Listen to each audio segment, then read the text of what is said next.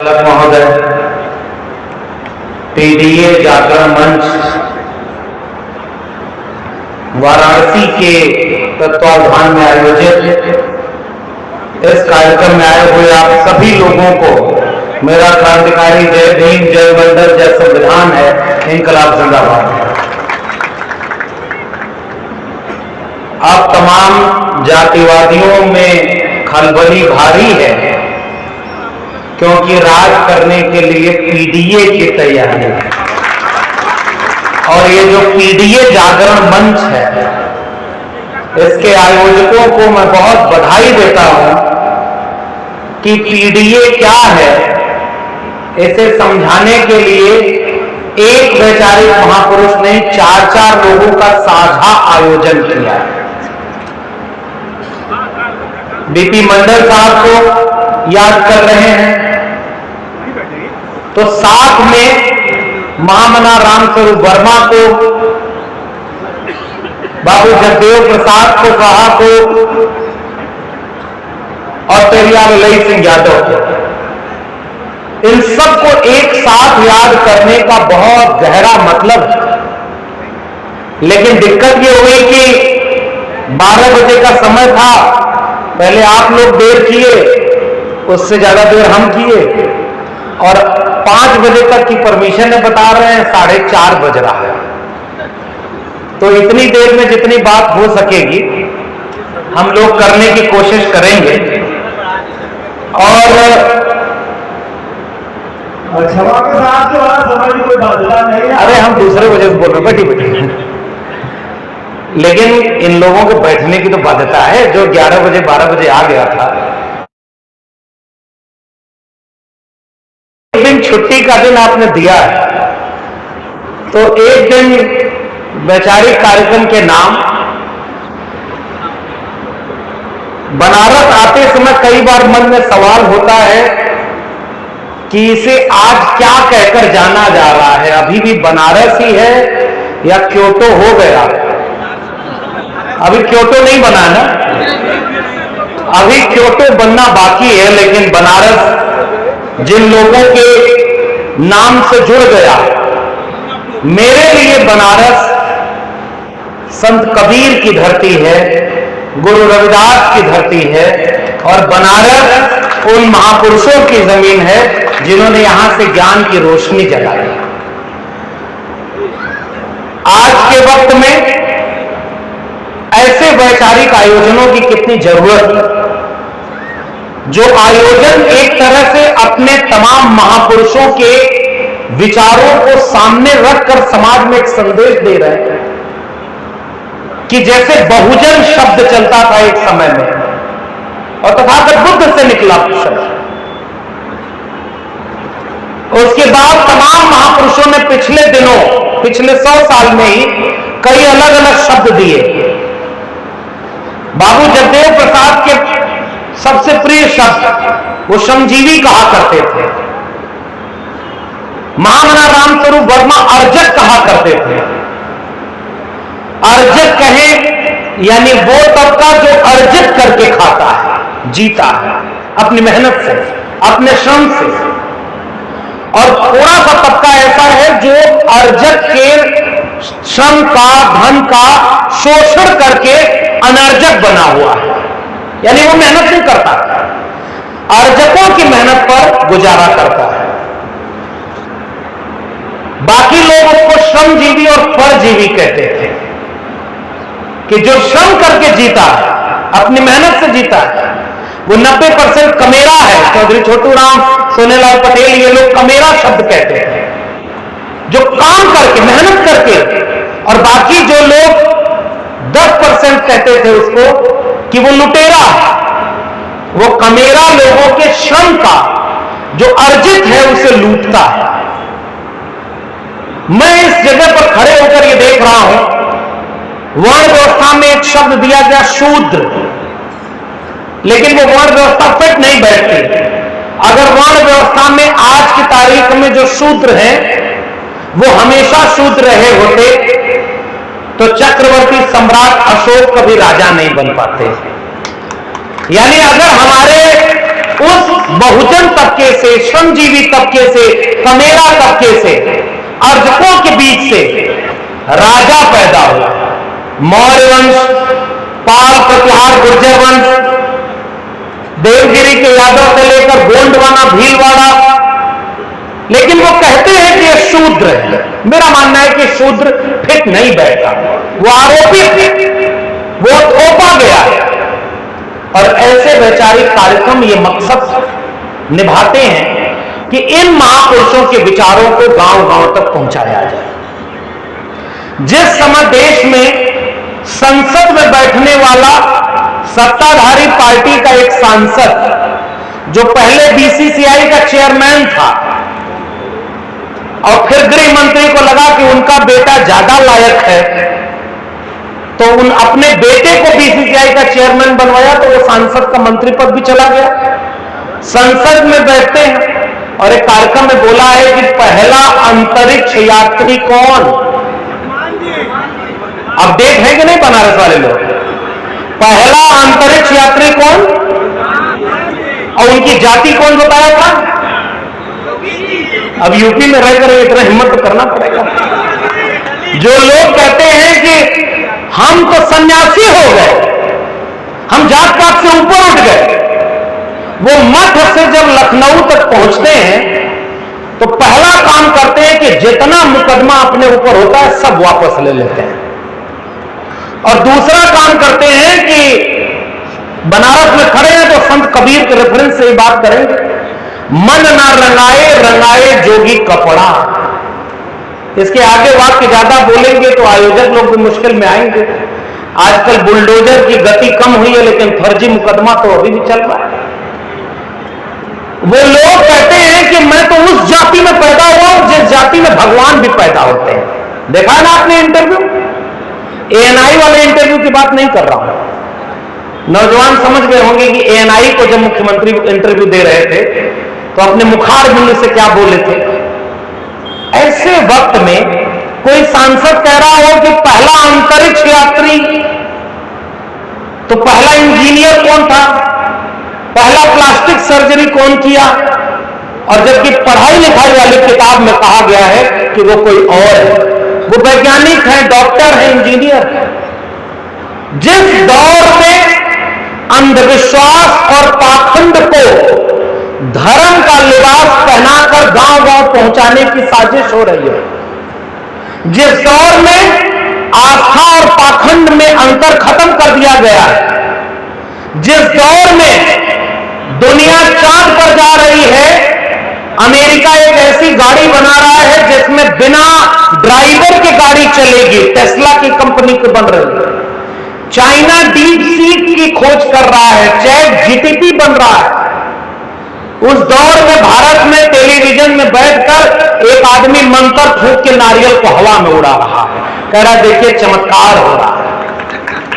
जिस दौर में दुनिया ज्ञान, विज्ञान और शिक्षा के क्षेत्र में आगे बढ़ रही है, हमारे यहां 25-26 साल के बच्चे जिनकी डिग्री का पता नहीं, वो सब पर्ची बनाने वाला बाबा बनकर के टेलीविजन पर बैठ रहा है, करोड़ों रुपए का अपना बिजनेस कर रहा है। और उसी देश में उसी वक्त में 27,000 सरकारी स्कूल बंद किया जा रहा है ताकि बहुजनों के बच्चों के हाथ से शिक्षा छीन ली जाए और ठेका खोला जा रहा है। इस वक्त हम यहां पर खड़े हैं ये बातचीत करने के लिए। विपरीत परिस्थितियां हैं, इस परिस्थितियों को गौर से समझना होगा। आयोजकों ने एक काम बहुत अच्छा किया, मौसम भी इम्तिहान ले रहा था, बारिश नहीं हुई। जब आप अच्छा काम करने के लिए घर से निकलते हैं तो कुदरत भी आपका साथ देती है। इसका नमूना आज के तारीख में ये बात हिम्मत की तरह लेके जाए। कोई मौसम ने व्यवधान नहीं डाला वैचारिक कार्यक्रम में। आयोजकों ने मेला की तरह ये जगह सजाई है। मुख्य शहर से इतने दूर है, छुट्टी का दिन है, लेकिन आपने अपने जीवन का कीमती समय छोड़ करके इस वैचारिक कार्यक्रम में आप शिरकत करना चुना है। तो मैं चाहता हूं आप वहां बैठे ना होते तो हम लोग यहां बैठ करके घंटों घंटों भाषण नहीं सुना पाते। इसलिए अपने लिए आप लोग सबसे पहले जोरदार ताली बजाइए। दूसरी बात, इस तरह के वैचारिक कार्यक्रम की एक मुश्किल भी होती है। बौद्धिक लोग आए हुए हैं जो ऑलरेडी जानता है, समझदार है, जागरूक है, हम उन्हें घंटों घंटों भाषण देंगे। गहराई से समझिएगा इस बात को। अगर आप जागरूक नहीं होते तो आप यहां नहीं होते। कोई कथा उठा करा रहा होता, कोई कहीं कुछ कर रहा होता, कोई छुट्टी मना रहा होता, लेकिन आप वैचारिक रूप से जागरूक हैं। आप जानते हैं कि पीडीए जागरण मंच अगर कोई कार्यक्रम कर रहा है तो वो वैचारिक कार्यक्रम, इसलिए अपना जरूरी काम छोड़कर यहां आए हुए। और आयोजकों ने बहुत बढ़िया कार्यक्रम को सजाया। पंडाल और मंच ही नहीं सजाया, यहां किताबों की दुकानें, पीछे वहां सामने मैं देख रहा हूं वहां भी किताबें, बहुजन समाज के वैचारिक महापुरुषों की किताबें, आपके दाहिनी तरफ भी किताबें, इधर भी किताबें। और बहुत अच्छा किया कि केवल गुलदस्ता का स्वागत किया, फूल माला पर खर्चा नहीं किया। जितना पैसा फूल माला पर खर्च करते हैं वे सारा एक एक रुपया जोड़ करके यहां से जाते समय एक एक किताब खरीद कर ले जाइएगा। फूल माला तो सूख जाता है शाम तक, और आपकी किताबें विचारों को हरी रखती हैं। जो विचार जहां तक जाएगा वहां तक क्रांति लाएगा, इसलिए किताबों की बात को मैं सबसे ज्यादा अहमियत देता हूं। और वैचारिक मंच सजाया है, आप इन तस्वीरों को यहां से वहां तक देख लीजिए। इस आयोजन का पोस्टर जब मैंने शेयर किया तो लोगों ने कहा कि आपके पीडीए में मुसलमान नहीं है क्या, क्योंकि आपके मंच पर एक भी वक्ता मुसलमान नहीं है। मैंने कहा ठीक बात है, अगली बार आयोजकों से कहा जाएगा कि हम खोजें ऐसे वैचारिक लोगों को जो हर अलग अलग तबके से इस मंच पर अपनी भागीदारी करें। राकेश मौर्य जी पूर्व मंत्री रहे, वैचारिक आदमी। जगदेव बाबू पर उन्होंने अपनी बात रखी। विक्रम अर्जन जी प्रोफेसर हैं इलाहाबाद यूनिवर्सिटी में, बहुत वैचारिक रूप से निडर बेखौफ अपना काम करते हैं। आपने बीपी मंडल पर अपनी बात रखी। और उसके बाद यहीं आपके बनारस की प्रोफेसर, बीएचयू में प्रोफेसर प्रियंका सोनकर जी, उन्होंने सबसे शुरुआत में महामना रामस्वरूप वर्मा पर अपनी बात रखी। और पेरिया ललई सिंह यादव के प्रकोप ब्रजेंद्र तो हमारे बीच में है ही, उन्होंने पेरिया ललई सिंह यादव को याद करते हुए चारों वक्ताओं ने चारों महापुरुषों के बारे में अपनी बात रख दी। हमारी कोशिश है कि उनको एक जगह समेट करके अगले 15-20 मिनट में ठोस ठोस बातें, कि जब ये कार्यक्रम खत्म हो तो एक कार्यक्रम खत्म होने के बाद जब इस पंडाल से आप जाएं तो आप नया क्या लेकर जा रहे हैं। इतनी विपरीत परिस्थितियों में सकारात्मकता का माहौल, जहां चोरी आम बात हो गई है, लोकतंत्र और संविधान पर डकैती हो रही है, ऐसे विपरीत वक्त में जब जातियों को जातियों से लड़ा दिया गया है, ऐसे विपरीत वक्त में जब आंदोलन करने वाले लोगों को फर्जी मुकदमे में फंसाया जाता है, इतने विपरीत वक्त में कोई लड़े तो कैसे लड़े, उसका दो तरीका होता है।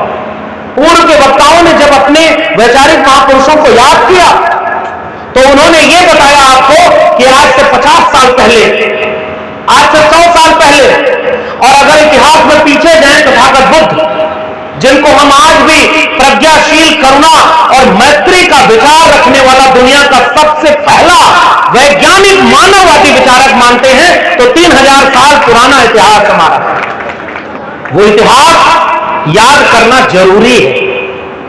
क्योंकि इतिहास जिसकी जड़ें इतिहास में गहरी नहीं होती, उसका भविष्य बहुत मजबूत नहीं होता। अब गांव किसान परिवारों के हम सब लोग हैं, हम जानते हैं कि जो पेड़ ऊपर से बहुत मजबूत दिखे और जड़ बहुत गहरी ना हो, एक आंधी के झोंके में वो गिर जाता है, और वही वृक्ष सबसे मजबूत होता है।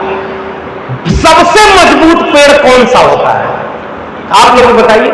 थोड़ा कथा सुनने वाले मोड से बाहर आते हैं, थोड़ा बातचीत करते हैं। सबसे मजबूत वृक्ष कौन होता है, नाम लेके बताइए। बरगद। और बरगद के बारे में आप देखें तो उसकी जड़ कितनी गहरी होती है, और उससे भी शानदार बात, जब जड़ें कमजोर होने लगती हैं तो बरगद अपनी शाखाओं से भी लताएं नीचे जमीन में छुआ देता है, और एक समय के बाद वो भी जड़ बन जाती हैं। जिसकी शाखाएं भी जड़ बनने का मादा रखती हो, वही पेड़ आंधियों में भी टिक सकता है। अगर जड़ कमजोर हुई तो आप कहीं टिक नहीं पाएंगे। और ये लड़ाई साहब, पीडीए की लड़ाई वैचारिक लड़ाई है, साफ साफ। इस देश में दो विचारधाराओं का संघर्ष। एक तरफ वो लोग खड़े हैं जो वही मुट्ठी भर है, जिनकी आबादी मुट्ठी भर है, जिनको कभी चौधरी छोटू राम से लेकर सोनेलाल पटेल ने कमेरा बनाम लुटेरा की जंग कही थी, कभी श्रमजीवी के सामने परजीवी कहा था, और कभी अर्जक के सामने अनर्जक कहा था, कभी बहुजन शब्द आया और वही बहुजन आज का पीडीए है। तो वो लोग जो मुट्ठी भर लोग हैं वो देश चला रहे हैं, हुकूमत कर रहे हैं, सबसे ज्यादा सरकार में वो लोग बैठे हैं। विश्वविद्यालयों में मैं बहुत बधाई देता हूं, बहुत पढ़े लिखे लोगों का मंच सजा है। प्रियंका सोनकर जब अपनी बात कह रही थी तो आप याद करिए, मैं तो अभी विश्वविद्यालय में नहीं हूं, मेरी किताब मन करे तो पढ़िए बड़ा, अगर आपने पढ़ी होगी तो पता होगा। विश्वविद्यालयों को आरएसएस का गढ़ बना दिया है, संघ की शाखा लगती है, और बनारस यहां तो विश्वविद्यालय में ही वो मंदिर है, बाहर जाने की जरूरत ही नहीं। ऐसे वक्त में जब विश्वविद्यालय जो हर धर्म हर भाषा के लिए होता है, उसको एक धर्म के लोगों का वर्चस्व का अड्डा बना दिया। और विश्वविद्यालय में जब थोड़े से लोग वैचारिक रूप से मजबूत होते हैं, तो कभी प्रियंका सोनकर बन करके, तो कभी प्रोफेसर विक्रम हरिजन बन करके आपके सामने वैचारिक रूप से जब अपनी बात रखते हैं, तो लगता है कि ओरिजिनल डिग्री वाले प्रोफेसर बोल रहे हैं, फर्जी डिग्री वाले नहीं। फर्जी डिग्री किसकी है समझ रहे हैं? किसकी? पता नहीं आपको भी। अच्छा, बनारस वाले थोड़ा डर के बोलते हैं कि उनका फलाने का नाम लेंगे, बीच बीच में जो है आते रहते हैं। लेकिन भाई बनारस, जिस बनारस को मैं जानता हूं, वो डरने वालों का नहीं है। वो संत कबीर और संत रैदास का तेवर रखता है, आंख में आंख मिला करके बात करता है कि गलत हो तो गलत कहेंगे, इसके लिए हम आपके बीच में कुछ साहस तैयार कर रहे हैं। और आजकल तो सुना जा रहा है, पहलवा चोरी सुनल जाए कि कई तरह की चोरी होती है। कोई आपके घर में कोई चीज लूट ले तो पुलिस पकड़ने जाती है, कोई आपका साइकिल चुरा ले तो पुलिस पकड़ने जाती है, आपके घर में डकैती पड़ जाए तो पुलिस के पास जाते हैं। आजकल वो नई चोरी चल रही है, जोन में पुलिस खड़ा होकर के चोरी करवाती है, और पुलिस ही कहती है कि अगर उस चोरी की बात करोगे तो हलफनामा देना होगा। समझ गए कि नहीं? लोकतंत्र कैसे बचाएंगे? अब आप एकदम, मैं मौजूदा वक्त की बात करूंगा। मामना रामस्वरूप वर्मा ने क्या कहा, हमारे पूर्व के वक्ता ने बहुत शानदार तरीके से बता दिया। लेकिन मैं ईमानदारी से कहूं, हम साहब अब इतने ईमानदार लोग नहीं बचे। हम उनकी बात तो करते हैं, और हम ये जानते हैं कि उन महापुरुषों ने इतना शानदार काम किया है कि पूरे देश में इनकी तस्वीरें लगी होती हैं, लोग अपने सीने में याद करते हैं। जो बेचारे दिल से जानकार, जो नहीं समझता है, जो बहुत नालायक है, वो बेटा तो 2000 के नोट के लिए अपनी मां को भी एटीएम की लाइन में लगवा सकता है, उसकी बात नहीं हम करते। जो वैचारिक रूप से सजग, वो अपने पुरखों की अहमियत को जानता है, उनके किताबों को खरीद कर पढ़ता है। तो आपसे भी गुजारिश है, पहले ही गुजारिश कर दे रहा हूं कि जब यहां से उठिएगा, 10 रुपया जेब में हो तब भी एक किताब उसकी जरूर खरीद के ले जाइएगा, ना हो किसी से उधार मांग के ले जाइए, और अगर आपने वो किताब पढ़ ली है तो किसी को गिफ्ट करने के लिए ले जाइए, क्योंकि उन्हीं महापुरुषों की जीवनी से, इन्हीं वैचारिक किताबों से हमें सामाजिक और वैचारिक लड़ाई लड़ने में मदद मिले। मैं कलम की बात करने आया हूं। मैं इस बात से कतई सहमत नहीं हूं कि किसी भी चीज को बम लगाकर उड़ा दो। साहब, बम का रास्ता संविधान नहीं देता, इससे बड़ा बम दुनिया में कोई बना ही नहीं। इससे बड़ी रास्ता संविधान के हिसाब से चल करके, इससे बड़ी चीज कोई बदला लेने गई। गया जमाना वो जो लोग लाठी लेकर लठैती करते थे। आज आप सोचिए, आपकी संख्या ज्यादा है और गांव में आप भी ज्यादा रहते हो, लाठी लेकर खड़े हो जाओ, आपकी संख्या ज्यादा होने के बावजूद आपके ऊपर गलत कोई करेगा, आप रोक नहीं पाओगे। अगर रोकोगे तो पुलिस आएगी, और पुलिस, अगर आप पीड़ित परिवार के हो तो आपका घर बुलडोजर से गिरा देगी, फर्जी मुकदमा लगाएगी, चप्पल पहन करके इनकाउंटर कर देगी। और अगर आप पीडीए से नहीं हो तो आपको सारे गुनाह माफ कर दिए जाएंगे। आप बताओ, लाठी से लड़ पाओगे इनसे क्या? मैं आपसे गुजारिश करके सवाल पूछना चाहता हूं, क्या आज की लड़ाई लाठी से लड़ने वाली बची है? बाबा साहब डॉक्टर भीमराव अंबेडकर को जब हम अपना नायक और मसीहा मानते हैं, तो ये कहते हुए मानते हैं कि उन्होंने भारत का संविधान बनाया और एक रास्ता आपके हाथ में दे दिया है। कितना भी विपरीत वक्त आ जाए, आपकी लड़ाई बंदूक की लड़ाई नहीं है, आपकी लड़ाई कलम की लड़ाई है, और संविधान को हाथ में लेकर लड़ी जाएगी। और संविधान ही हमको रास्ता दिखाता है कि हर तरह के अन्याय के खिलाफ न्याय की लड़ाई कौन संविधान हाथ में लेकर लड़ेगी। वो तो चाहते हैं कि आप तीर तलवार हाथ में लो, या तो आप तलवार हाथ में लो दंगा करने के लिए, हिंदू को मुसलमान से लड़ा दो, एक जाति को दूसरे जाति से लड़ा दो, और तलवार लेकर के, बंदूक लेकर के, बम लेकर के रोड लड़ो, ताकि उनको फर्जी मुकदमा करने में देर न लगे। हाथ उठा के बताना, आपके पूरे पूर्वांचल ही नहीं, पूरे उत्तर प्रदेश में जेलों में बंद 80 से 90% लोग पीडीए समाज के हैं कि नहीं है, बताइए जरा हमको। जो ईमानदारी से लड़ता है वो भी जेल में बंद है, और हमारे लोग छोटी छोटी बात में अगर कोई झगड़ा हो जाए तो उन पे भी सबसे ज्यादा मुकदमा डाल करके अंडर ट्रायल कैदी 76% रेशियो है इंडिया का, और आपके प्रदेश में 80% से ज्यादा। इसलिए लड़ाई संविधान को हाथ में लेकर लड़ी जाएगी, बात नंबर 1। बात नंबर 2 कि जितने महापुरुषों को हम याद करते हैं तो उसका मतलब यह नहीं होता कि हम उनको फूल माला पहनाएं। आयोजक आए तो हमसे भी कहे कि ये माला आप फूल चढ़ाइए हमने महापुरुषों पर, उसके बाद क्या होगा? ये काम सबसे आसान है। और दूसरा सबसे आसान काम हम लोग कर रहे हैं, भाषण देना, और वो भी तब जब आपको लोग जानने लगे, आपका भाषण सुनने के लिए लोग रुके हों। अब इससे बड़ा सम्मान की बात क्या होगी? मैंने तो अपनी प्रोफेसर की डायरी में, किताब में लिखा, हम तो चाहते थे प्रोफेसर बनना, हमारे लोग बैठे हुए हैं, हमारा आज भी मन करता है कि हम अपनी वहां अच्छे प्रोफेसर बने रहते, आईएएस बनने का सपना छोड़ करके आजमगढ़ से चले थे, इलाहाबाद यूनिवर्सिटी होते हुए वहां पहुंचे, तो हम तो चाहते थे, लेकिन एक ही दिक्कत आ गई, डिग्री सारी ओरिजिनल होने के बावजूद जाति सामने आ गई और विचारधारा सामने आ गई कि नागपुर के उस फर्जी एनजीओ वाले संगठन वालों के सामने न डरेंगे न झुकेंगे, नौकरी रहे या जाए, ऐसी नौकरी गुलामी करके तो हम नहीं लेंगे। और इसलिए हमने लिखा उसमें कि मेरे लहजे में जी हजूर न था और कोई मेरा कसूर न था। और ये मंच पर जितने लोग बैठेंगे कामयाब लोग नहीं है अपने अपने क्षेत्र के, लेकिन लड़ रहे हैं, और मैं कामयाब इसलिए मानता हूं क्योंकि वैचारिक रूप से मजबूत लोग बैठे हुए, और वैचारिक रूप से मजबूत लोग आपके बीच में विचारधारा की बात को लेकर के आए हैं।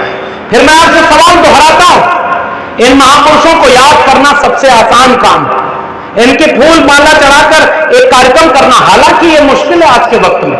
अभी अगर ये आयोजक मंडल, ये पूरे आयोजन समिति के चारों लोग वहां से उठा के देखिए, मौर्य जी, यादव जी, दीप भंते जी, दीप ज्योति जी, मंगेश सरोज जी, रामविलास मौर्य जी, अगर यही कार्यक्रम करने में इन लोगों से आप पूछेंगे तो 1 रुपया जुटाने में बड़ी मुश्किल आई होगी एक लोगों को, और कई महीने इन लोगों ने मेहनत की होगी, बहुत मेहनत की होगी। हम तो साहब आए, भाषण दिए, चले जाएंगे, आपका सम्मान, आप लोग भी आए और सुनकर चले जाएंगे। वैचारिक आयोजन का मकसद पूरा होगा क्या इससे? मैं निवेदन करके पूछना चाहता हूं, इन महापुरुषों की तस्वीरों पर माला तो वो नागपुर वाले भी चढ़ाते हैं। देश का प्रधानमंत्री 14 अप्रैल और 6 दिसंबर को बाबा साहब डॉक्टर अंबेडकर की मूर्ति पर माला पहनाता है और जय भीम भी बोल लेगा, लेकिन उसके बाद 363 दिन रोज उनके विचारों पर ताला लगाने का काम करता है। वो काम हम न करें, इसका निवेदन मैं इस वैचारिक मंच से करना चाहता हूं। ये महापुरुष पूजने के लिए नहीं है, पूज तो वो भी रहे हैं जो इनका विरोध कर रहे हैं। हम इनके विचारों को गांव तक पहुंचाने के लिए एक कैडर ट्रेनिंग की तरह यह प्रोग्राम कर रहे हैं। आप ट्रेंड हो, आप जागरूक हो।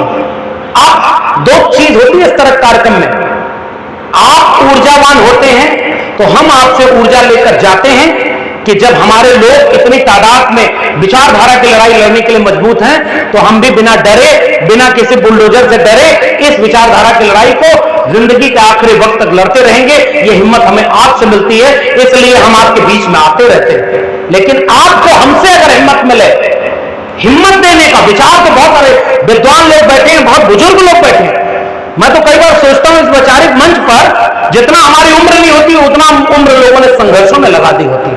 मैं जब यहां आ रहा था तो अर्जक संघ के एक बहुत वरिष्ठ, बहुत बुजुर्ग मौर्य जी डॉक्टर हैं, उनके पिताजी का घुटना खराब है और वो चल नहीं पाते, इसलिए यहां नहीं आ पाए।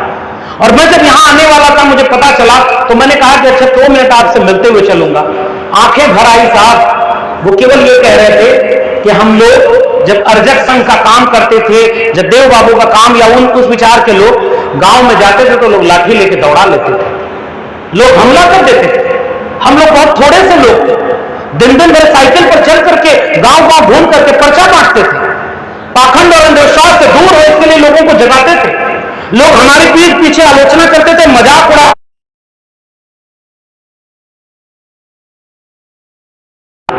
वो कितनी कठिन लड़ाई थी साहब। आज तो आप मोबाइल खोल करके जान जाते हैं कि हाँ कोई लक्ष्मण यादव है और वो बोल रहा है, इस मंच के सम्मानित वक्ता हैं, ये लोग बोल रहे हैं। आज की लड़ाई तो आसान, एक मोबाइल पर सब कुछ है। मैं कभी कभी उनकी आंखों में जो आंसू भर गए थे, मैं उसे देख करके आया तो मुझे ये महसूस हुआ कि हम क्या उस वैचारिक लड़ाई को आगे बढ़ा पा रहे हैं। मैं यही सवाल आपके साथ आपके लिए छोड़े जा रहा हूं। आप खूब मजमा जुटा लीजिए साहब, और यहां से निकलते ही यहां पीडीए समाज 90% एक हो जाएगा, लेकिन जगदेव बाबू को, यादव लोगों को लगेगा कि वो हमारे मसीहा तो है नहीं, जगदेव बाबू ने हमारे लिए कुछ किया नहीं। हमारे वक्ता ने बताया कि जगदेव बाबू 90% की बात करते थे, डॉक्टर लोहिया से लड़ रहे थे, और बिल्कुल सही बात है कि डॉक्टर लोहिया से मतभेद था महामना राम स्वरूप वर्मा का और जगदेव बाबू का। दोनों ने डॉक्टर लोहिया का साथ छोड़ा, और उसके बाद जो नारा था, सन सोपा ने बांधी गांठ पिछड़ा पावे 100 में 60, उस नारे को आगे बढ़ा करके इन लोगों ने कहा कि 100 में 90 शोषित हैं, शोषितों ने ललकारा है, धन धरती और राजपाट में 90 भाग हमारा है, 10 का शासन 90 पर अब नहीं चलेगा, नहीं चलेगा। ये बात बिल्कुल जायज है, लेकिन आज तो तारीख वहां खड़ी है साहब कि मैं उसी इतिहास में याद करता हूं, जब हमारे विक्रम अर्जन जी बोल रहे थे, प्रोफेसर साहब, तो इन्होंने कहा कि 1932 में जब SC/ST को रिजर्वेशन के लिए बाबा साहब अंबेडकर अनशन पर अपना पूना वो कर रहे थे, गांधी अनशन पर बैठ गए, पूना प्रस्ताव हुआ। लेकिन एक बात है कि ऐसा नहीं कि वहां OBC जागा नहीं था, ये गलत तथ्य लिखा जाता है। मैं आपको उदाहरण के साथ, तथ्य के साथ बताता हूं। 1930 में त्रिवेणी संघ बना था, जिसकी अगुवाई 3 जातियों के लोग कर रहे थे, और जिनको आजकल लोग अपने अपमानजनक भाषा में भी बोल देते हैं, अहिर, कुर्मी, कोयरी। यादव, मौर्य, कुशवाहा वंश के और पटेल बिरादरी के लोग त्रिवेणी संघ चला रहे थे। कब? 1930 और 1935। आजकल बड़ा आसान है ये कह देना कि OBC ने तो कोई आंदोलन किया ही नहीं, सब OBC तो कुछ करता ही नहीं, सारा कांवड़ OBC ढो रहा है, सारा धर्म की मलाई OBC अपने कंधे पर उठाए। हालांकि ये बात बहुत गलत भी नहीं है, मैं इस बात से सहमत भी होता हूं, और आज भी मानता भी हूं कि धर्म की बात में एक ही बात मुझे आती है, मोको कहां ढूंढे रे बंदे, मैं तो तेरे पास हूं। प्रियंका जी उसी विभाग से, मैं भी हिंदी का हूं। इन्होंने अपने बहुत सारे कविताओं के जरिए जिक्र किया। तो धर्म तो अलग चीज है साहब, लेकिन दुकान जो उसके नाम पर चल गई, उसमें एक शायर ने लिखा, मैं कबीर की धरती पर याद कर रहा हूं, और OBC समाज के जो लोग धर्मांध बने हुए हैं उनको मैं निवेदन कर रहा हूं कि उन्होंने ये कहा भी कि मछली न तरी जिसका गंगा में ही घर है। और कुंभ लगाए थे, कुंभ में कितने लोग नहाए उसको गिन लिए थे, और कितने वहां बगले में मारे गए इसको नहीं गिन पाए। दुनिया में बहुत अच्छे और खराब नेता आए होंगे, इतने झूठे नेताओं का दौर तो देश ने कभी नहीं देखा होगा। ये बात तो यहां से कहनी जरूरी है। और सब झूठ बोलते हैं साहब, और पुजारी करते हैं अपने आप को। इसका मतलब दो ही बात है, या तो तुमको भगवान का डर भी नहीं है, झूठ तो यहां बोलोगे ना, और जब वहां जाओगे तब वहां जाओगे तो तुम्हारे लिए भी ना वो नरक बना है 22 प्रकार का, जिसमें किसी में समोसा की तरह डीप फ्राई किया जाएगा, तुमको भी किया जाएगा ना।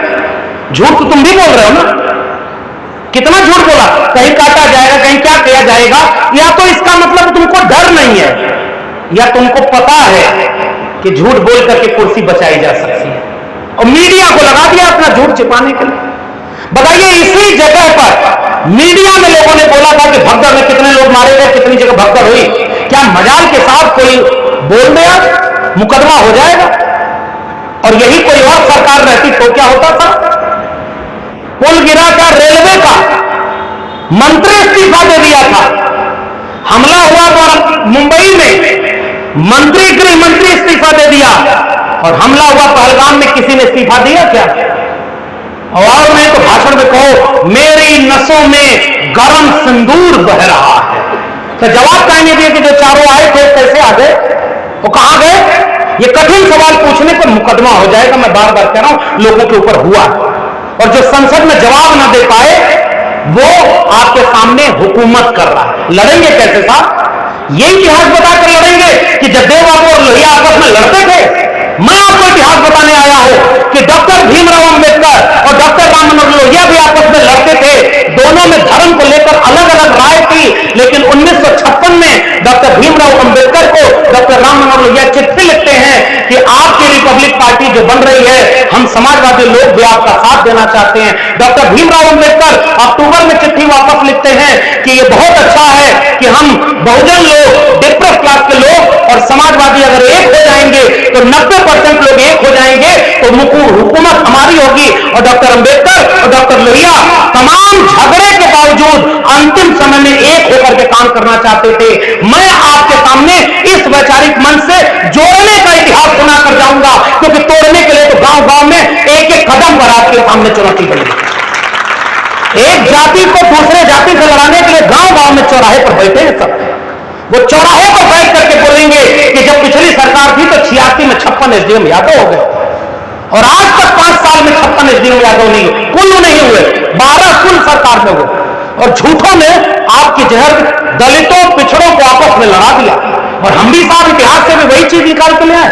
वाकई झगड़ा था, लेकिन हम जानते हैं कि मान्यवर कांशीराम और श्रद्धेय नेताजी मुलायम सिंह यादव में भी झगड़ा था, लेकिन नारा इसी उत्तर प्रदेश में लगा कि मिले मुलायम कांशीराम और हवा में उड़ गए। बाकी का समझदार है, आप जानते हैं। उसके बाद झगड़ा किसने कराया? इतिहास बनारस के लोगों यहां से लेकर जाना। अटल बिहारी वाजपेयी नाम का एक नेता था, और आज तक पर इंटरव्यू देते हुए उसने बोला, जब उनसे पूछा गया कि आपने तो इतना बड़ा 1992 में कांड किया वहां पर अयोध्या में, और उसके बाद भी आप हार गए साहब, क्योंकि मुलायम सिंह यादव और मान्यवर कांशीराम एक होकर के आपको हरा दिया। तो क्या बोला उसने कि मेरे पांव में 2 कांटे चुभते थे, पहले मैंने एक कांटे से दूसरे को निकाला और फिर दोनों कांटों को फेंक दिया। अगर ये पीडीए समाज इन कांटों को चुभाने और निकालकर फेंकने वालों को नहीं पहचान पा रहा है, तो साहब सबसे आसान काम है इस 90% को आपस में लड़ाने का। बात बताओ, लड़ने का कदम कदम पर क्या नहीं लड़ रहे हमारे लोग गांव में जाकर? क्या मौर्य बिरादरी पर यादव लोग बाकी बिरादरी पर, वहां जो उनसे कमजोर है वो उस बिरादरी पर, क्या हर बिरादरी अपने से कमजोर बिरादरी पर लाठी लेकर मारने को तैयार नहीं खड़ी? हर कदम पर तो झगड़ा हमारे सामने है। और उन्हीं में से कोई झूठ बोल करके आता है और कहता है कि 86 में 56 एसडीएम तो यादव बन गए और सारा मलाई, और वो जाति जनगणना नहीं कराने देता। वो कल तक कहता था कि सारे थाने यादव चला रहे हैं, और आज क्यों नहीं कहता है कि सारे थाने ठाकुर चला रहे हैं? ये बात कहने में तुमको डर लगता है, और कोई मीडिया इसको नहीं दिखा रहा है। इसलिए मैं आपसे निवेदन इस मंच पर करके जा रहा हूं, 2027 का ऐलान वैचारिक लड़ाई का ऐलान है। ये मत मानिएगा कि कोई चुनावी राजनीति, किसी को सरकार बनाने का या किसी को मुख्यमंत्री बनाने की लड़ाई तो बची नहीं साहब। अगर लड़ाई है तो बाबा साहब डॉक्टर अंबेडकर के संविधान को बचाने की लड़ाई है। इसी को अगर केंद्र में रखेंगे तो अपने आप जोड़ने का रास्ता मिल जाएगा। तो पहला पीडीए बनाया था डॉक्टर लोहिया ने और डॉक्टर भीमराव अंबेडकर ने। पीडीए जब नाम लिखा है आपने, तो हमारे पीडीए का नारा कितना अच्छा। अरे साहब, पीडीए की तो सबसे बड़ी जलती मशाल हमारे सामने तथागत बुद्ध हैं, जिनको पीडीए का अगर मैं पहला कोई रोशनी मानता हूं तो वो पूरे बहुजन समाज के लिए रोशनी का काम करते हैं। संत कबीर, संत रैदास, पलटू दादू, भीखा बुल्ले शाह, बाबा फरीद ने पीडीए की रोशनी जलाई, पाखंड अंधविश्वास से दूर करने की रोशनी जलाई। उन्होंने लिखा भी था और तमाम चीजें लिख करके, आजकल तो वो गाना इनका चलता है, इनका भेद बता मेरे अवधू, अच्छी करनी कर ले तू। संत कबीर लिख रहे हैं, बनारस के लोगों कबीर को भी जानो, डाली फूल जगत के माही, जहां देखा वहां तू का तू। आजकल सब बाहर बिजनेस कर रहे हैं, यहां बनवा दो, वहां बनवा दो, और हर जगह उसके नाम पर लड़वा दो। हाथी में हाथी बन बैठे, चीटी में है छोटो तू, होए महावत ऊपर बैठे, हाकन वाला तू का। संत कबीर को यहां से पढ़िएगा, चोरों के संग चोरी करता। आजकल एक चोरी का सबसे ज्यादा नारा लग रहा है, जरा आप लोग बताइए, देखें अपडेट है कि नहीं। कौन सी चोरी? वोट चोरी। और मैं भी यहां से कह रहा हूं, संविधान ही नहीं बचेगा, आप सरकार क्या बनाओगे जब आपकी वोट चुरा ली जाएगी? और खुलेआम चोरी नहीं, डकैती हो रही है। भूल गए उत्तर प्रदेश में ये मिल्कीपुर और कुंदरकी में पुलिस पिस्तौल लेकर के सामने खड़ी हो गई थी साहब। और पुलिस का काम आधार कार्ड चेक करना नहीं है, पुलिस आधार कार्ड चेक करके देख रही थी कौन वोट डालेगा और कौन वोट नहीं डालेगा। एक वीडियो पता नहीं नौजवान जो हमारे तमाम साथी आए हुए हैं, पुराने लोग नहीं देखते होंगे, आजकल रील्स चलला, रील्स में आजकल दोनों लोगों ने कथा वाले के देखा होगा, गुरुजी आपके चरणों में मेरा कोट कोट प्रणाम है। तो एक औरत बोलती है गुरुजी मेरे चरणों में आपका कोट कोट प्रणाम है। देखा था कि नहीं ये वाले रील? एक कहता है आप क्या खाते हो बच्चे का? बिस्कुट। मत खाया करो क्योंकि उसमें विष कूट कूट के भरा हुआ। एक दूसरा पाखंडी है, वो लाइव टेलीविजन पे हनुमान जी ने नंबर दिया रावण का, हेलो रावण इसका पर्ची बना दो, देखो इसको नौकरी मिलेगी कि नहीं, ये 69,000 शिक्षक भर्ती वाला है, इसका आरक्षण मिलेगा कि नहीं, पर्ची बना दो। ये सब पाखंडियों की रील्स चल रही और खुलेआम आपके यहां पीडीए का 69,000 शिक्षक भर्ती लूट लिया गया। क्या कर पाए साहब? बचा पाए? अरे राम मनोहर लोहिया, अंबेडकर, फूले और पीडीए की बात मैं विरासत में ले जा रहा हूं तो साहब देखो कबीर से लेकर के पूरा महापुरुष ही पीडीए थे। और कबीर साहब ने क्या गजब लिखा कि मुंह को कहां ढूंढे रे बंदे मैं तो तेरे पास में, अनान को लेके तो दुकान दे दिया कि हाई देवता की पूजा के तो यहाँ हुआ वहां जा यहाँ जा, कुल अलग अलग। एगो अभी कल यहाँ हम वीडियो देखे तो नहीं भोजपुरी समझ जाला लोगन ना, वो बोलबे करन आवन तो हमार प्यारा बनारस का भाई बहन लोग, इतना खराब भोजपुरी। गुजराती आदमी कोनो भाषा बोली तो इतना खराब बोली एक तो नोट करके धर लिया, वो कोनो काम ठीक ना करन। और वहां आकर के क्या बोला कि ऐसे ये कबीर की बानी कि मुंह को कहां ढूंढे रे बंदे मैं तो तेरे पास में, ना मैं मंदिर ना मैं मस्जिद ना काबे कैलाश में, ना मैं जप में ना मैं तप में ना मैं व्रत उपवास में, खोजी हो तो तुरते मिली हो पल भर की तलाश में। कहे कबीर सुनो भाई साधो, सब श्वासों की श्वास में, इस बात को कहने वाला तो इसी धरती का आपका कोई बेटा था। और उनको क्या बोला? कबीर के खिलाफ क्या आंदोलन नहीं हुआ? कबीर के खिलाफ लोग खड़े नहीं, क्योंकि कबीर ने लिख दिया था मन ना रंगाए रंगाए जोगी कपड़ा। कबीर कलयुग कठिन है साधन चिन्ह है कोय, और कामी क्रोधी मस्खरा तिनका आदर होए। आजकल कामी क्रोधी मस्खरा, चिन्मयानंद याद है ना, किसकी पार्टी में था? कौन बलात्कारियों के पक्ष में झंडा लेकर के उतरता बचाने? आप सोचिए किनसे आपका झगड़ा है था। और महात्मा कबीर पहले ही कह गए कि इस कबीर कलयुग कठिन है साधन चिन्ह कोई, और कामी क्रोधी मस्खरा तिनका आदर हो। आजकल कोई मस्खरी करें। एगो हम छत्तीसगढ़ में गए थे, वो नया नया बाबा आया, वो कहला एक लोटा जल सभी समस्याओं का हल। ऐसे बोला हो लोटा लेके, वहां कुल कहा ना कि लोटा हमारे घरे में, पानी भी हमारे घरे में, लेकिन कुल समस्या भी हमारे घरे में। एगो शायरी में एक शेर हमको एक आदमी भेजा, उसे शेर लेकर के क्या बोला कि सबको जान कर क्यों अकल पर पत्थर पड़े हैं तुम्हारी, और मंदिर से दान पेटी हटा लोगे तो भगवान नाराज होगा या पुजारी। अब समझदार को इशारा काफी, अब ऐसे डर ना बोला, नहीं तो दो चार मुकदमा पे हो जाए। लेकिन हम तो अपनी बात कर भी ले रहे। अगर कबीर पर बात करना बैन हो गया हो तब तो बात अलग है, मुकदमा करना है तो संत कबीर पर करो, जिनका लहर तारा से लेकर कबीर चौरा तक आज भी डंके की चोट पर यहां खड़े हैं। और जब तक असमानता और मानवता की लड़ाई रहेगी तब तक संत कबीर जिंदा है।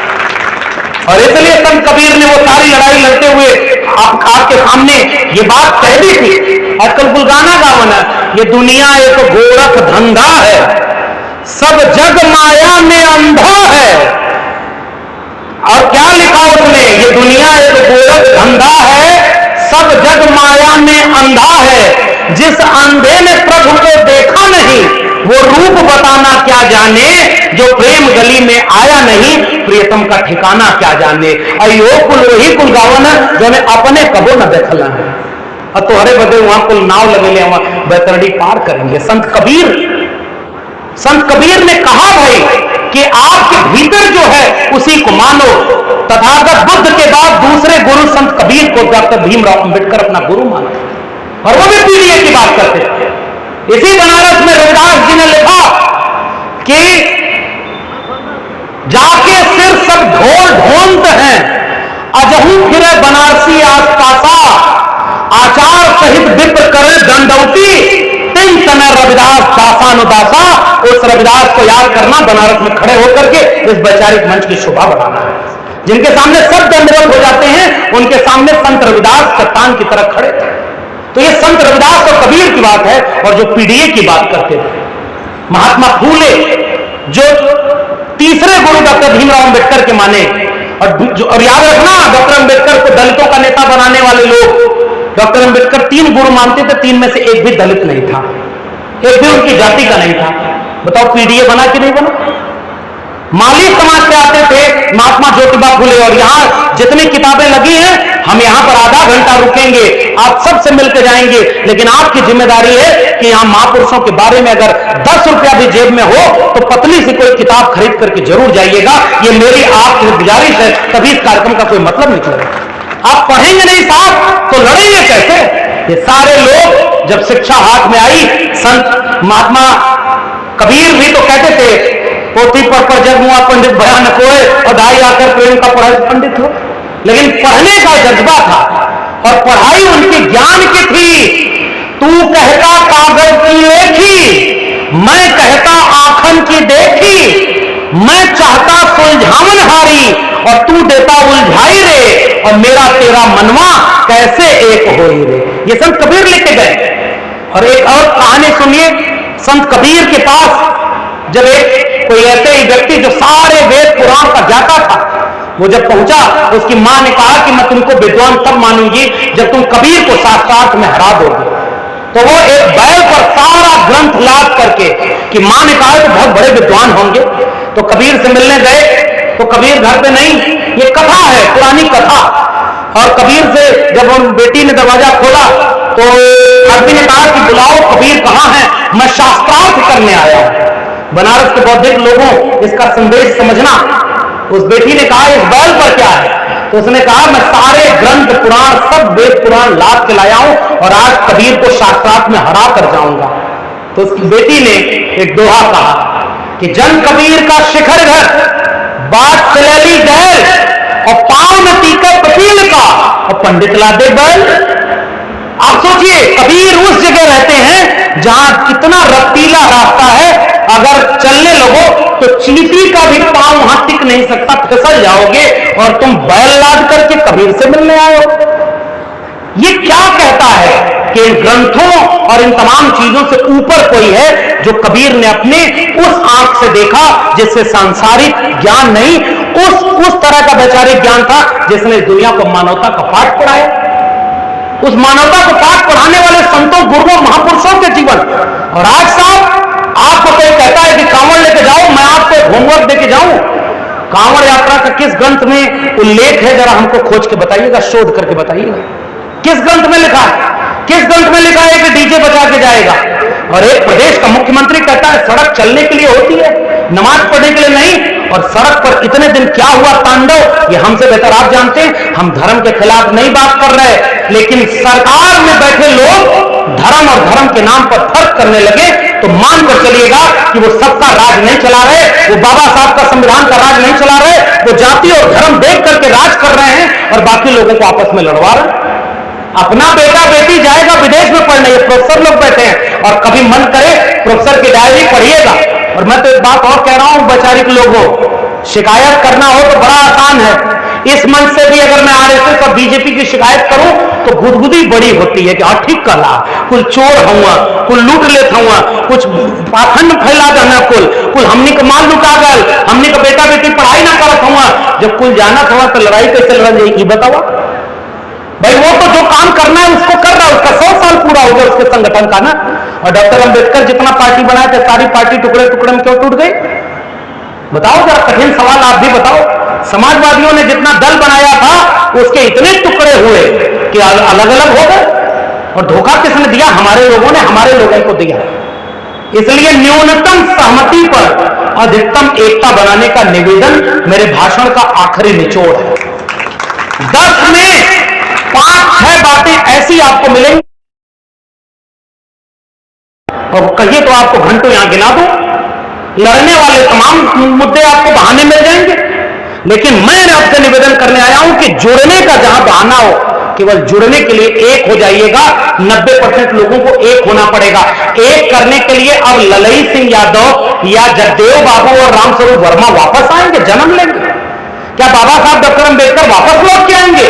अरे वो तो हमसे हमारी आने वाली पीढ़ी पूछेगी, तुमको जब पैदा हुए तो संविधान मिला था। बताओ मंच के लोगों, ईमानदारी से दिल पर हाथ रख के बताओ। और मैं भी कहता हूं हर मंच से देश भर के कि मैं आजमगढ़ के किसी गांव में गाय भैंस चराता, अगर इस देश में बाबा साहब अंबेडकर का संविधान और बीपी मंडल का मंडल कमीशन नहीं होता तो वहीं जाकर के गाय भैंस चरा रहे होते। और हमारे पीढ़ी दर पीढ़ी लोगों ने चराया है। और गालियां अभी हमारे पूर्व के वक्ता कह रहे थे, बड़ जात बतियौला से, छोट जात लतियौला से ही पूर्वांचल में गाड़ी ना दे कुल, हिरक बुद्धि 12 बजे खुले ले, और तब लाठी कहां गई है। लेकिन एक बात यह भी है कि जो लाठी लेकर लड़ा, जिसके खिलाफ लड़ा, उसने लड़ने वाले को ही अपने बाकी समाज को दुश्मन बना दिया।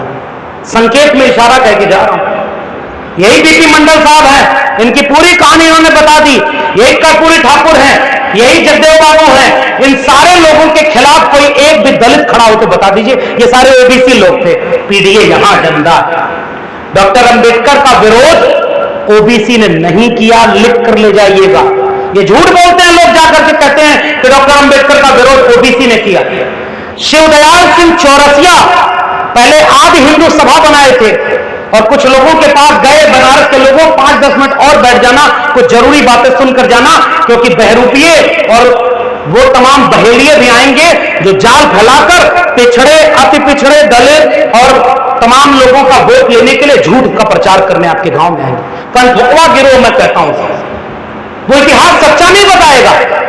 और मैं इसलिए आपको ये निवेदन करके जा रहा हूं, उस इतिहास का सकारात्मक जो सीखना है वो सीखिए, नकारात्मक तो आपके आसपास मोहल्ले में पड़ा हुआ है। इटावा की घटना नहीं, संकेत है। अगर उनके मुताबिक 15 साल पुरानी भी चोटी रहेगी, तब भी जिस दिन उसको पता चलेगा कि ये या तो आ रहा है, वो चोटी काट लेने में उसको शर्म भी नहीं आएगी, और वो डरेंगे भी नहीं कि आपके ऊपर कुछ छिड़क करके पवित्र कर दे। ये 2025 की घटना है। बताओ ये किसका दोष है? वो आदमी तो बुद्ध की कथा भी नहीं कह रहा था, वो आदमी तो उन्हीं की कथा कह रहा था। और बताओ वो लोग कहां हैं जो कहते हैं कि पीडीए के नाम पर लोग जातिवाद फैला रहे हैं, ये समाजवादी और बहुजन लोग जातिवादी हैं। किसने नारा लगाया था कर्पूरी ठाकुर को कि एमए बीए पास करेंगे, कर्पूरिया को बांस करेंगे? एक भी दलित ने यह नारा लगाया? और जानते हैं गुनाह क्या था कर्पूरी ठाकुर का? क्योंकि बिहार में उन्होंने 26% आरक्षण, साथ ही उनका जो निवेदन था, उस निवेदन का इंप्लीमेंटेशन कर दिया था पहली बार मुख्यमंत्री बनकर 1977 में। और जैसे ही आरक्षण ओबीसी और तमाम लोगों को मिला, आरक्षण कहां से आई? कर्पूरिया की मां, कर्पूरी नाई समाज के थे तो तुम गाली दिए। और कौन था गाली देने वाला? बनारस के लोगों, एक भी मुसलमान ने गाली दी क्या कर्पूरी ठाकुर को? और कोई आएगा आपसे कहेगा कि सारा झगड़ा आपका मुसलमान से है। ओबीसी दलित को आपस में एकजुट मत होने दो। राम नरेश यादव यहां उत्तर प्रदेश में मुख्यमंत्री थे, पुराने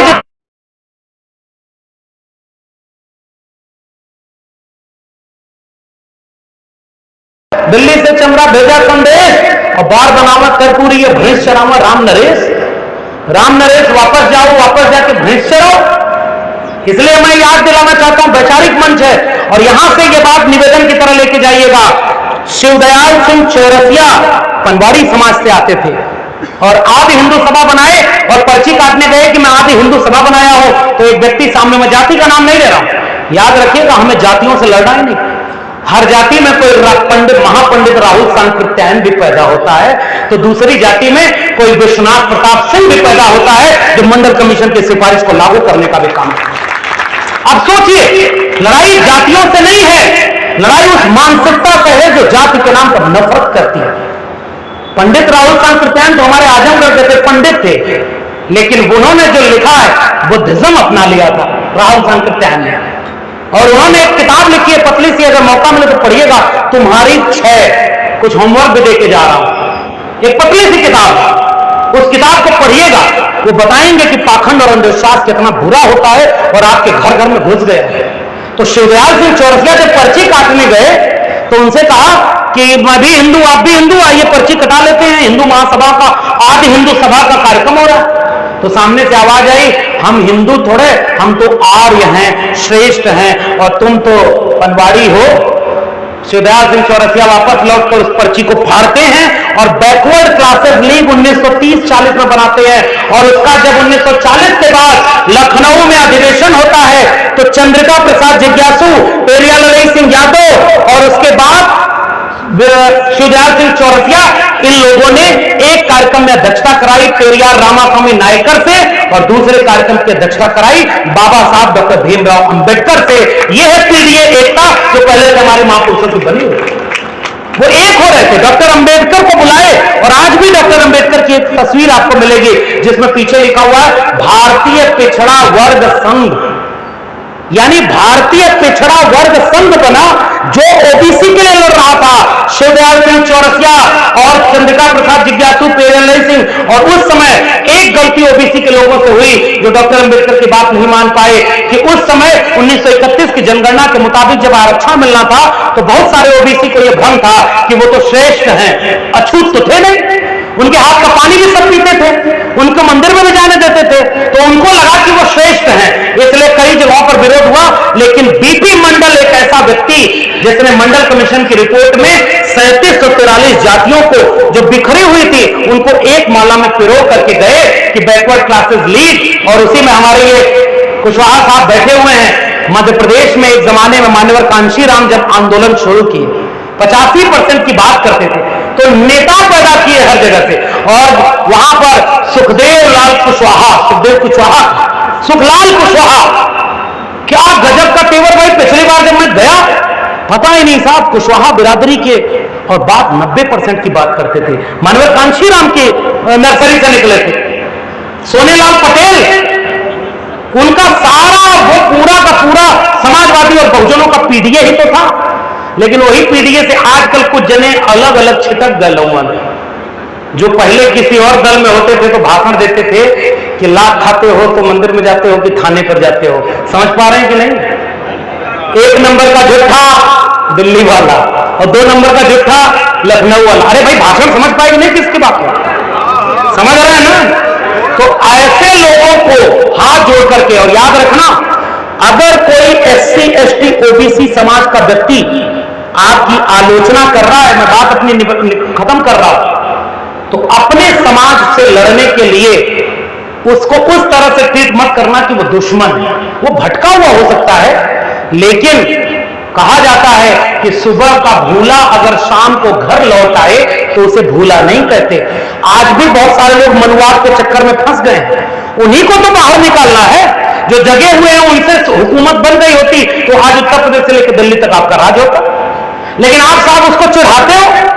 जो दूसरी तरफ चला गया उसके ऊपर कटाक्ष करते हो, कोई मंदिर जा रहा है तो उसके ऊपर मजाक उड़ाते हो, तो अगली बार वो आपके कार्यक्रम में भी नहीं आएगा। लिख के रख लीजिए, क्योंकि धर्म के नाम पर वो डरता है, इसीलिए वो वहां जाता है। आप उसको प्यार से बुलाओ, उसको अपने पास बिठाओ, कितना भी कुंटल दूध हो, 2 नींबू का रस अगर निचुड़ गया तो आज नहीं कल वो दूध फटेगा, और उसके बाद आप अपना खेल तमाशा देख लेना, अपने विचार को वहां तक जाने दो।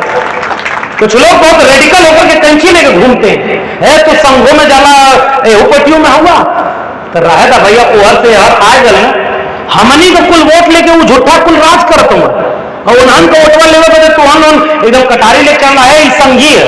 कोई बात नहीं, संघी है तो बुलाओ, उसको अपने पास बिठाओ, और कोई अगर आपकी आलोचना करे तो उसको निवेदन के साथ सुन लेना, जीतने का ये हुनर भी आजमाना चाहिए, जंग अगर भाई से हो तो हार जाना चाहिए।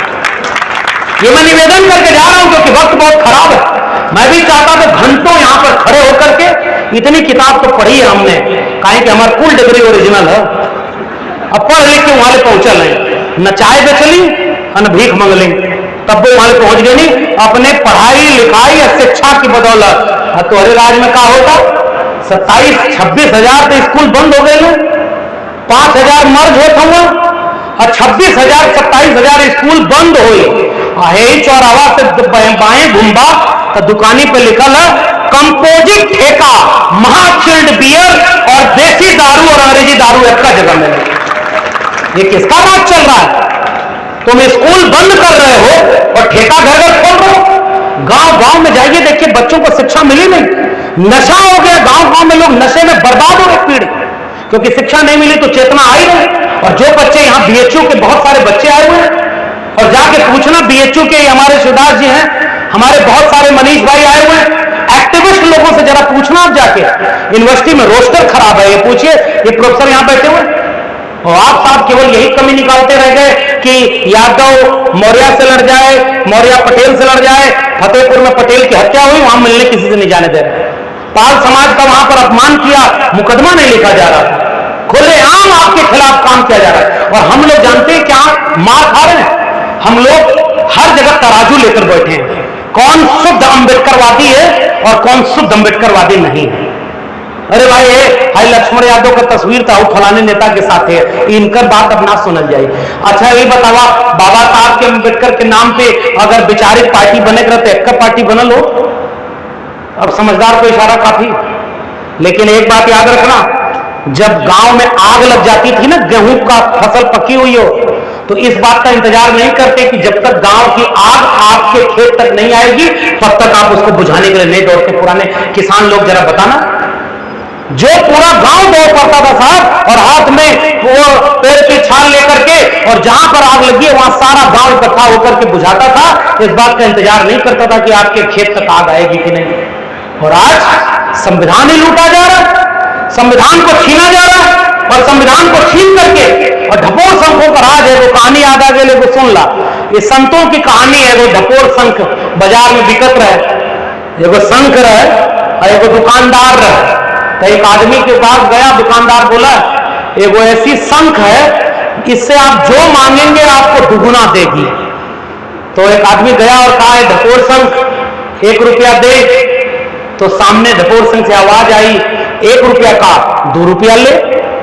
वो आदमी खुश हो गया कि एक एक चुपचाप खरीदा और घरे लेके चलना जाए, अकेले में बैठ के ऐसे 15 लाख मांगल जाए। समझदार के इशारा काफी, आदमी पैसा देकर के जितने जेब में था ढपोर शंख खरीद लिया, और ढपोर शंख को ले गया घर, और अपनी पत्नी को बुलाया, कहा चुपचाप कुल कमरा बंद कर दे, आई बहुत गजब का चीज लिया है। कह का लिया हुआ, कह देखा शंख लिया ले, कह कहा है माँ, कह धीरे बोलिए, अब देखिए कि संख्या से कब 1 रुपया दे, तो कहीं 2 रुपया ले, तो सब पूरा माहौल बन गया। तो वो आदमी कहा ढपोर शंख 1 रुपया दे, तो सामने से आवाज आई 1 रुपया का है 2 रुपया ले, तो कहला कि अच्छा चल 2 रुपया दे, तो कहे 2 रुपया का 4 रुपया ले, तो वो कहला कि अच्छा रुका, कौन बात है 4 रुपया दे, तो वो कहे 4 रुपया का 8 रुपया ले, तो वो कहे कि अरे कुछ तो दे, तो ढपोर शंख कहला कि जवन दे ना वह दे थी, हमके केवल वादा कराया वाला निभावे, हमारे कुछ ना वाला, तू तो ठगाए गया जो ढपोर शंख लेके आ। बनारस ना ठगाए, लखनऊ से दिल्ली ले कुल ठगाई गए, बनारस तक ढेर ठगाए। आजकल तो सुनत है कि यहाँ के लोग दूसरे के सांसद घोषित कर देना कि हे भैया आओ चोरी करके बनल बा, हमारा सांसद तो ये जो 6000 वोट से आगे चलत रहा। समझदार को इशारा काफी। मेरा निवेदन, मैं फिर से अपनी बात को खत्म करके जा रहा हूं। ये जो ढपोर शंख वालों का राज आ गया, इन्होंने वादा किया था कि 2 करोड़ रोजगार देंगे, 15 लाख रुपया देंगे, महंगाई की मार, रोजगार, महिलाओं पर अत्याचार, क्या क्या वादा किया था। बुलेट ट्रेन चल 15 लाख अकाउंट में आए। अच्छा स्मार्ट सिटी बनल, अच्छा ये गांव गोद में लल्ले रनक फलाने, वो गोदिया में है कि बढ़ल, भुला गया ना लोग। वो ढपोर शंख को पता है कि ये भारत की जनता भावुक है, इसको ये नए नए जुमले देते रहो, ये पुराना जुमला भूल जाएगी, और धर्म के नाम पर लड़ा दो, ये तुरंत तलवार लाठी लेकर के चौराहे पर लड़ने खड़ी हो जाएगी। और इसके बच्चों का स्कूल बंद हो गया, और मैं बहुत शर्म के साथ कह रहा हूं, उत्तर प्रदेश में एक भी आंदोलन खड़ा हुआ क्या कि कुछ भी हो जाएगा, हम अपना प्राइमरी स्कूल बंद नहीं होने देंगे। ये पीडीए पाठशाला चलाई, और ये वो इतना लखनऊ में बैठल हुआ, सोचा कि पढ़ावे गए ना तो मुकदमा कर रहा ना, सोचिए मुकदमा उन्हीं सबों पे कर दिया। इसलिए मैं आपको कहते जा रहा हूं, ईवीएम पहले वोट लूटा गया, और याद रखना वैचारिक महापुरुषों के कार्यक्रम खत्म होने के बाद ये निवेदन करके जाना, ये मान्यवर कांशीराम के बगल में नेताजी की तस्वीर लगी है, यहां पर देखो बीपी मंडल साहब के बगल में रामस्वरूप वर्मा की तस्वीर लगी है। आप यहां मैं तो बहुत खुश हूं, आज को बधाई दूंगा कि फूलन देवी की तस्वीर लगी है, और मंत्री जी वर्मा जी मौर्य जी बैठे हुए हैं, और फूलन देवी ने क्या गजब का काम किया। और यहीं के नेताजी मुलायम सिंह यादव ने जब उनको सजा माफ करके संसद पहुंचाया, तो दिल्ली में बैठ करके क्या क्या अपमान किया गया था। आजकल कुल आतंकी मामला जिसके ऊपर चल रहा था वो भी संसद में गया था कि नहीं गया था? गांधी के हत्यारे के महिमा मंडन करने वाले संसद में बैठे कि नहीं बैठे? आज इसलिए मैं निवेदन करके जा रहा हूं, ये जो सतरंगीपन है ना, इसको अपना मानना। गांव गांव में चलो रैली शुरू करें साहब, एक कुछ दिन के लिए पार्टी का झंडा अगर ना पसंद आए तो पीछे रख देना। लड़ाई पार्टी की है ही नहीं, लड़ाई बाबा साहब के संविधान को बचाने की है। आप अगर इस किसी पार्टी के झंडा से सहमत नहीं है तो कोई बात नहीं, बाबा साहब का संविधान हाथ में लो और एक नारा लगाओ, पीडीए एकजुट होगा और पीडीए एनडीए को हराएगा और पीडीए लखनऊ से लेकर दिल्ली तक अपनी सरकार बनाएगा और बाबा साहब के संविधान से इस देश को चलाएगा। संविधान के नाम पर एक हो जाओ, यह आखिरी में मैं निवेदन करके जा रहा हूं। लड़ाने वाले हजार बातें, यहीं से बाहर निकल जाओ।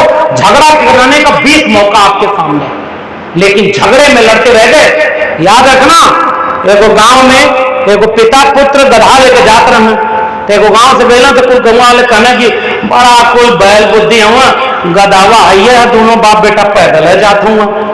तो बाप का कहला बेटा के बैठा दल। दूसरे गांव में गए तो कहना बड़ा बेइज्जत बेटा है, बाप पैदल चला था, बेटा हुआ गधा बैठल है। तब बपुआ का कहला अपने बैठ गए, बेटा हुआ को उतार दल। फिर तीसरे गांव में गए तो कुल कहना कि देखा है बपुआ कितना निर्लज, बेटा हुआ नीचे है, अपने ऊपर बैठ के जाते। तो वो का कहला कि दोनों जने बैठ गए। तो चौथे गांव में गए तो गांव वाले कहना अरे यही कुल आदमी हुआ कि जानवर हो, दोनों बैठ गए, गधावा का जान ले ली है का।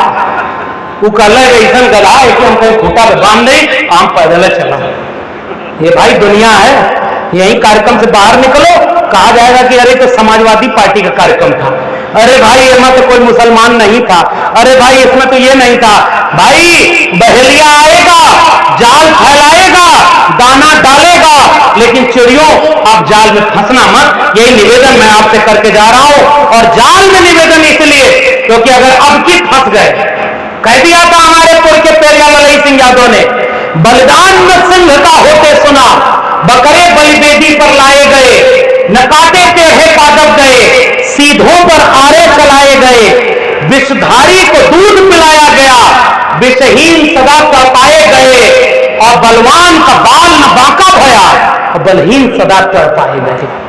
और याद रखना, जो कमजोर होता है उसकी हुकूमत कभी नहीं आती, कमजोर लोगों को कोई नहीं पूछता।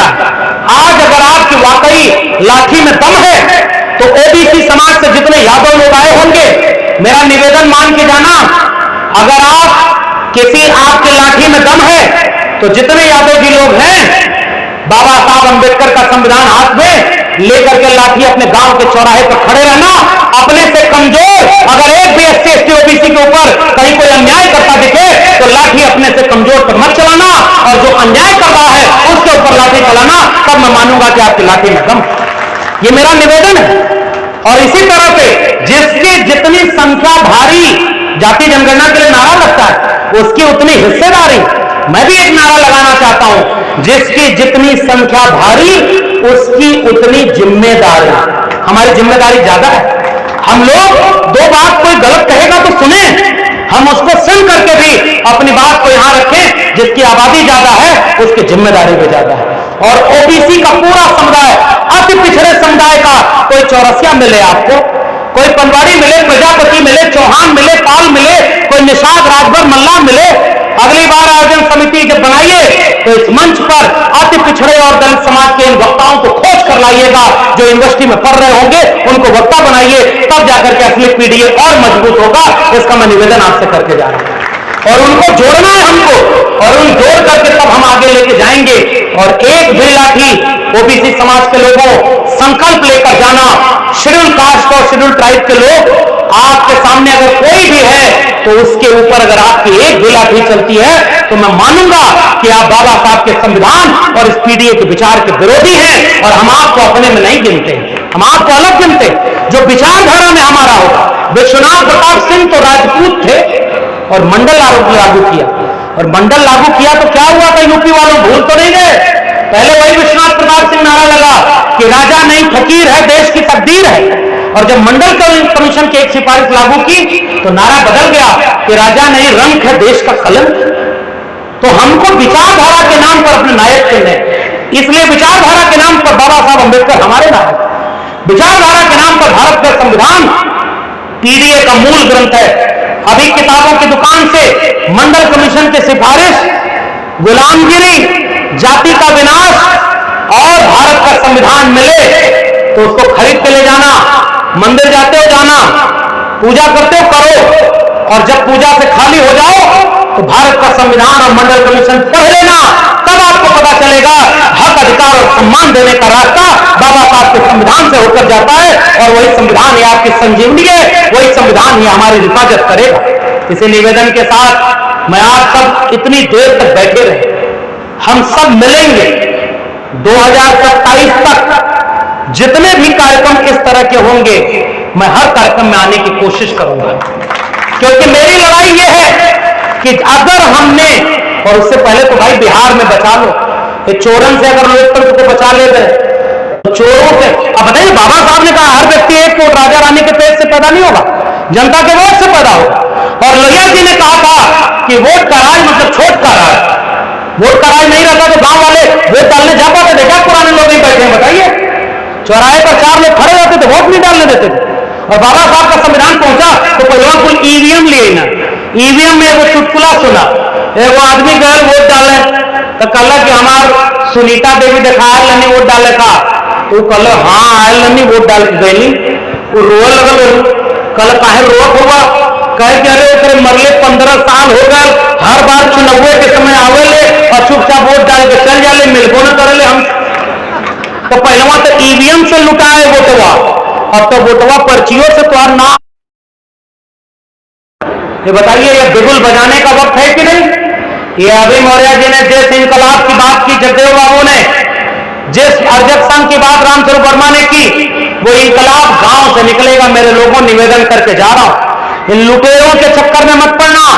ये लखनऊ से लेकर दिल्ली तक आपके बच्चों की शिक्षा लूट रहे हैं, और पढ़ना अभी प्रोफेसर की डायरी और लोगों को पढ़ाओ ये किताब। मैंने अपनी किताब में 5 साल पहले का किस्सा लिखा हुआ था कि अगर पढ़ेगा इंडिया तो सवाल करेगा इंडिया, पढ़ेगा इंडिया तो पाखंड और अंधविश्वास से बचेगा इंडिया।